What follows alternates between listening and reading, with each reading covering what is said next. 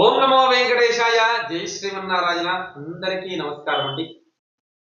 ప్రతినిత్యము మన ఇంట్లో మనం చేసుకునేటువంటి యొక్క పూజా విధానంలో దీపం చాలా విశేషమైనటువంటిది.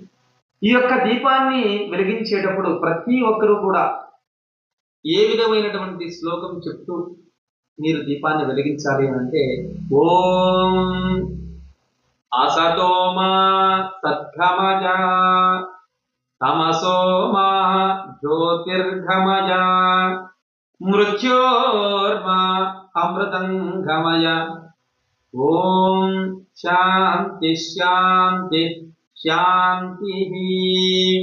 ఈ యొక్క మంత్రాన్ని చెప్పాలి. ఈ యొక్క మంత్ర అర్థం ఏమిటి అంటే, అసతోమా సద్గమయ, నేను బ్రతుకున్నంత వరకు ఏ ఒక్క అసత్యము మాట్లాడకుండా సత్యమే మాట్లాడుతానని.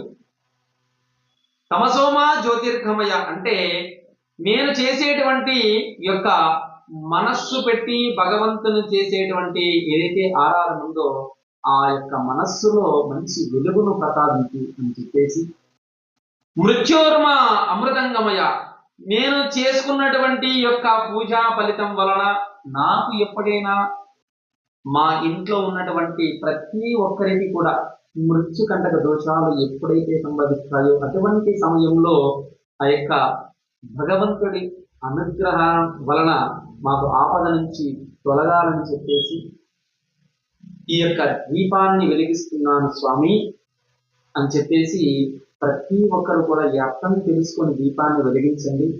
మీ ఇంట్లో ఉన్నటువంటి చీకటి అజ్ఞానాన్ని తొలగించి వెలుగును విజ్ఞానాన్ని ప్రసాదించేటువంటిదే ఈ యొక్క దీపము.